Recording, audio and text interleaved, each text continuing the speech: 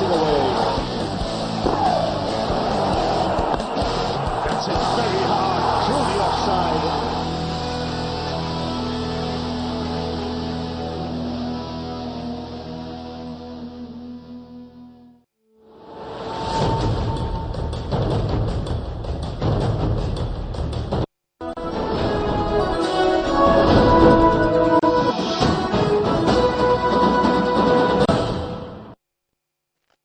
महाबहस में आप सबका स्वागत है। कर्नाटक में चुनाव का नतीजा आ गया और सुप्रीम कोर्ट ने भी आज एक तल्ख टिप्पणी। केंद्र सरकार पचड़े में फंस गया है और कर्नाटक में भारतीय जनता पार्टी का सूपड़ा साफ हो गया। बीजेपी तीसरे नंबर की पार्टी हो गई। इस चुनाव में किसको क्या मिला? क्या वाकई में कांग्रेस पार्टी की जीत हुई है? क्या जनता की जीत हुई है? क्या बीजेपी हार गई है? और सुप्रीम कोर्ट ने जो आज टिप्पणी की है, सीबीआई को फटकार लगाई है, मंत्रालय के कई अफसरों को फटकार लगाई है, ये सब क्या हो रहा है देश में? आज इस सब पर महाबहस करेंगे। पहले एक रिपोर्ट देखिए। दक्षिण भारत में कमल की इकलौती सरकार को कांग्रेस के हाथ ने उखाड़ कर फेंक दिया है। कर्नाटक विधानसभा चुनाव के नतीजे इस बात की गवाही दे रहे हैं कि कर्नाटक की आम जनता ने राज्य में फैली कमल की भ्रष्टाचारी कीचड़ से निकलने के लिए कांग्रेस के हाथ का दामन थामना बेहतर समझा, जिसका नतीजा निकला कि कांग्रेस पार्टी अकेले ही अपने दम पर कर्नाटक में सत्ता नशी हो गई। तो वहीं दूसरी ओर बीजेपी का कमल सिर्फ 40 सीटों पर ही खिलकर रह गया। 7 साल बाद कर्नाटक की सत्ता में लौट रही कांग्रेस पार्टी के नेताओं ने इस जीत के तीर से बीजेपी पर निशाना भी साधा है। भाजपा की लुटिया डूबी है उनके खुद के कारनामों से, और कर्नाटक एक सेक्युलर स्टेट है, एक धर्मनिरपेक्ष विचारधारा का प्रदेश है। गुजरात के बाहर कौन मोदी को जानता है? गुजरात के ही जो रिकॉर्ड्स हैं उसी में वो बातें साबित हो रही हैं कि ये बात खुलेआम नरेंद्र मोदी जी झूठ बोलते हैं। कमल की हार के बाद कमल के पैरोकारों का कहना है कि कांग्रेस पार्टी को इस जीत से ज्यादा खुश होने की जरूरत नहीं है, क्योंकि अभी कई राज्यों में विधानसभा चुनाव होने हैं और हम सत्ता के लिए सिद्धांतों की बलि नहीं चढ़ा सकते। मैं ये कहना चाहूंगी कि कर्नाटक में हमने ये साबित कर दिया कि हम सत्ता की बलि चढ़ा देंगे, लेकिन हम सिद्धांतों के मामले में समझौता नहीं करेंगे। और कर्नाटक की खुशी कांग्रेस ना मनाए, क्योंकि अभी मध्य प्रदेश, छत्तीसगढ़ और राजस्थान के विधानसभा के चुनाव बाकी हैं और अभी लोकसभा का चुनाव बाकी है। जनता उनको धूल चटाएगी। कर्नाटक विधानसभा चुनावों के नतीजों से कांग्रेस पार्टी जहां जश्न मना रही है, तो बीजेपी इस बात पर मंथन कर रही है कि वो आगे किस तरह से कांग्रेस के भ्रष्टाचारी कीचड़ में कमल को खिलाए, क्योंकि कर्नाटक में कमल के कीचड़ से कांग्रेस का हाथ निकलकर सत्ता नशी हो चुका है। और इसी सोच विचार में येदियुरप्पा भी होंगे कि उन्होंने बीजेपी का दामन छोड़कर क्या खोया और क्या पाया है। ब्यूरो रिपोर्ट, आजाद न्यूज। भारतीय जनता पार्टी के नेता कह रहे हैं कि हम सिद्धांत से समझौता नहीं कर सकते, सत्ता का लालच हम में नहीं है। लेकिन कैसा सिद्धांत और कैसा लालच? ज्यादातर भ्रष्टाचार के आरोप में संलिप्त नेता चुनाव जीत गए हैं, तो जीता कौन वहां पे, हारा कौन? मुझे लगता है कि एक सवाल ये भी होना चाहिए आज के कर्नाटक चुनाव के बाद कि भारतीय जनतंत्र आहिस्ता आहिस्ता हार रहा है। जनता जिसे चुन रही है, जिनमें विश्वास जता रही है, क्या वो विश्वास करने के लायक भी है? ये बात ठीक है कि भारतीय जनता पार्टी की सरकार के ऊपर करप्शन के चार्जेस थे और बीजेपी के नेतागण कह रहे हैं कि हमने जिनके ऊपर चार्जेस थे उनको हटाया, इसलिए हमको सत्ता गंवानी पड़ी, लेकिन हमने सिद्धांत से समझौता नहीं किया। लेकिन चुनाव में वो सभी नेता चुनाव जीत गए जिनके ऊपर करप्शन के चार्जेस थे।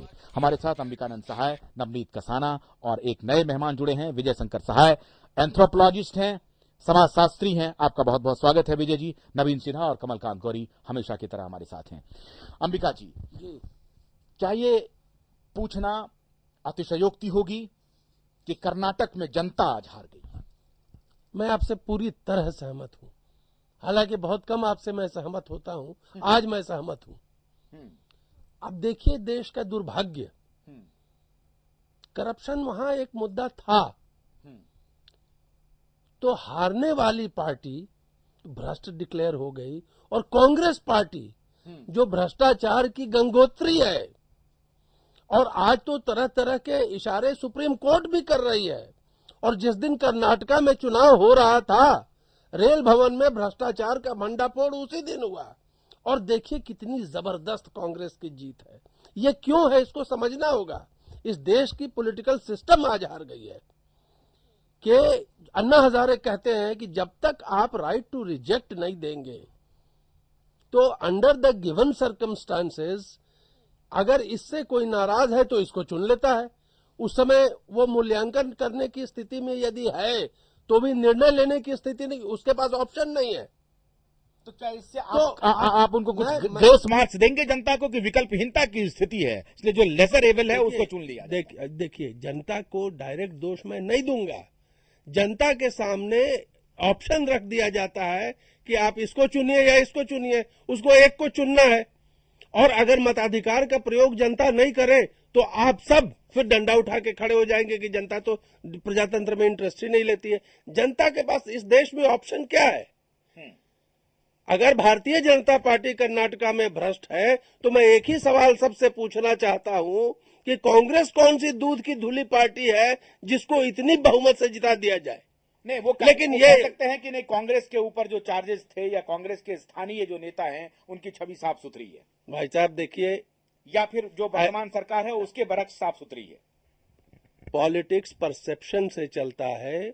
और आप ये तो स्टेट का चुनाव था, नगर पालिका का भी चुनाव हो और अगर पॉलिटिकल पार्टी उसमें हिस्सा दे और अगर उस पॉलिटिकल पार्टी की छवि खराब है तो वो हारती है। ऐसा नहीं है, इस आर्गुमेंट को मैं नहीं बाई करता हूं।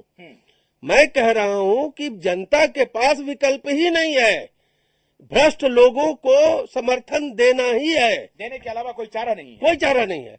नवनीत जी, क्या आपको सिस्टम सड़ गया है, सिस्टम को उखाड़ फेंकने की जरूरत है।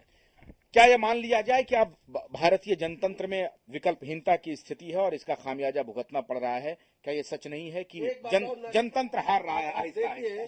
आज एक और बहुत हास्यास्पद बयान अंग्रेजी चैनल्स में देख रहा था, हिंदी चैनल में भी कई में आया है।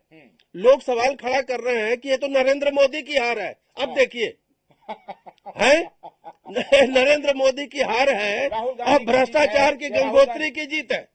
अब आप देखिए, मैं कह रहा हूं, अरे नरेंद्र मोदी नहीं, साक्षात प्रभु श्री राम चले जाते तो क्या हो जाता जब विकल्प नहीं रहेगा? नहीं, तो आप नरेंद्र जी को सेव करना चाह रहे हैं? नहीं, मैं सेव करने की बात ये सिर्फ पॉलिटिकल बैंक्रप्सी नहीं है, इंटेलेक्चुअल बैंक्रप्सी हो रही है इस देश में। अरे नरेंद्र मोदी कहां से जिम्मेदार हो गया इस हाल का? पार्टी बन गए हैं ना, कहीं ऐसा तो नहीं है? दुर्भाग्य है, इस देश का दुर्भाग्य है। नवनीत जी, क्या भारतीय जनतंत्र अब हार रहा है? देखिए, मैं पहले भी कह रहा था, जनता के पास विकल्प यही है, तो choose best out of the worst. जब तक राइट टू रिजेक्ट का ऑप्शन विकल्प नहीं होगा तो इस तरह की घटनाएं होंगी। नहीं, इसी व्यवस्था में जनता दबाव तो बना सकती थी ना। जो करप्ट उम्मीदवार उनके सामने हैं उसको कह दीजिए कि विकल्पहीनता है, आप नहीं देते वोट, आप ये कहते कि हम वोट नहीं आ रहे हैं, कोई तो मैकेनिज्म हो सकता था। उसको कौन लीड? जनता अपने मताधिकार का प्रयोग करती है।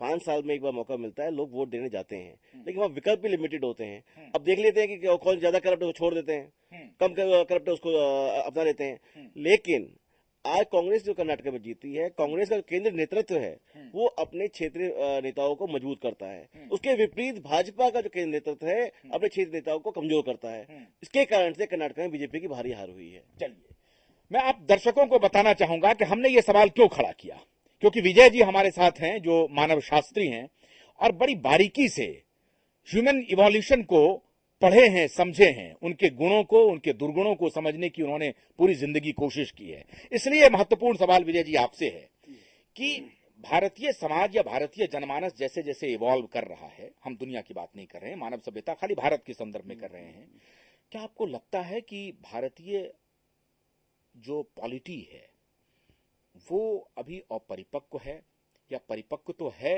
लेकिन उनके सामने व्यवस्था ऐसी है, आप जैसे चुनाव मतदान की स्थिति हुई तो उसमें विकल्पहीनता है, व्यवस्था ऐसी है कि उसके सामने वो पंगु बना हुआ है?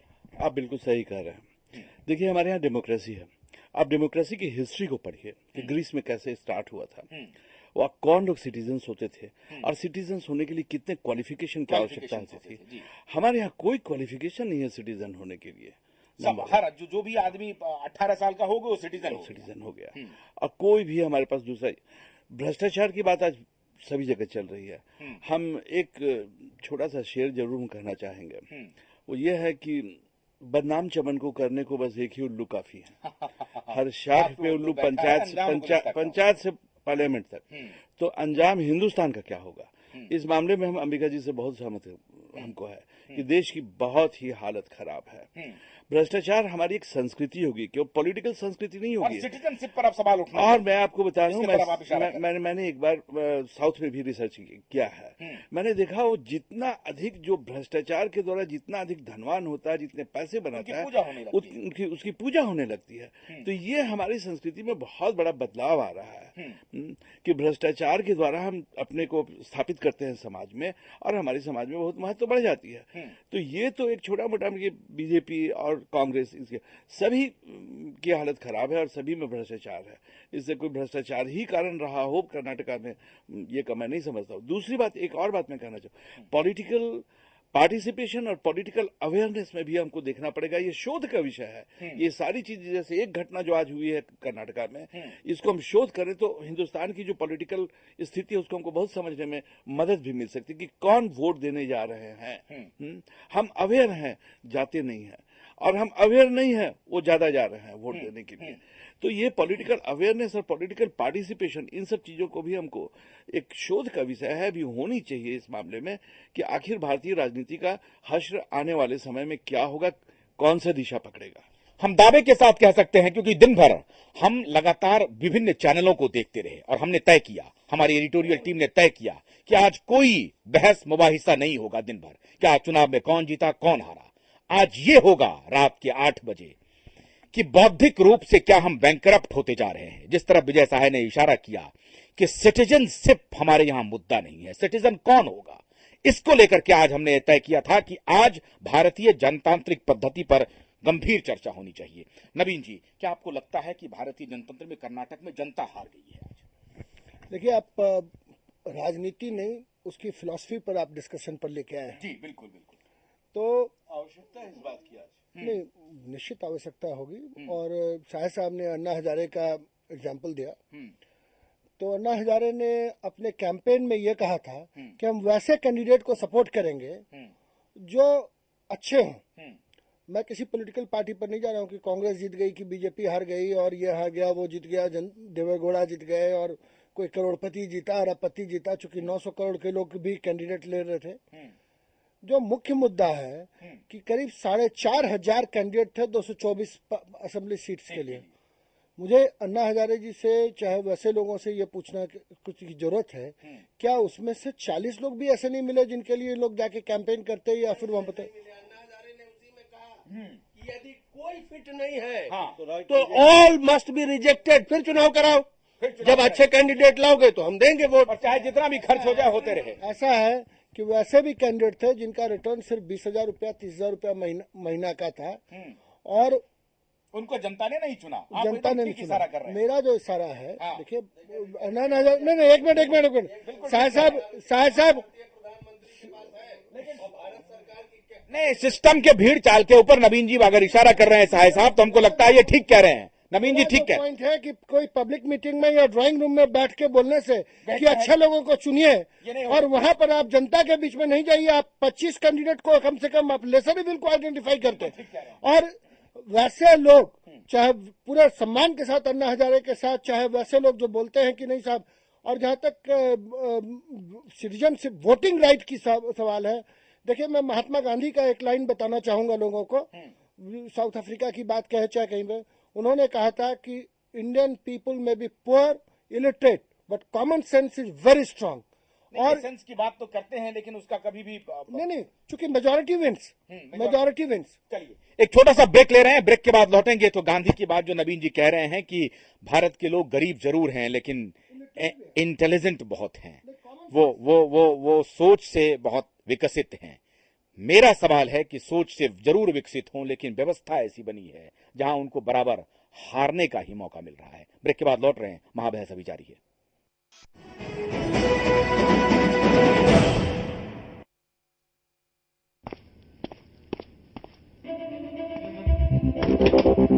ओए अंडर 19, यहाँ से पेप्सी लेने के लिए वेट करना पड़ेगा। वेट क्यों? अभी क्यों नहीं? ओए कैप्टन से बहस करता है? हाँ, अंडर 19 कैप्टन तो मैं भी हूँ। अच्छा, आपने वर्ल्ड कप जीता, मैंने भी अभी वर्ल्ड कप जीता है। तो तू कह रहा है कि तुझ में और हम में कोई फर्क नहीं है? फर्क तो है सर। तो पेप्सी रहा।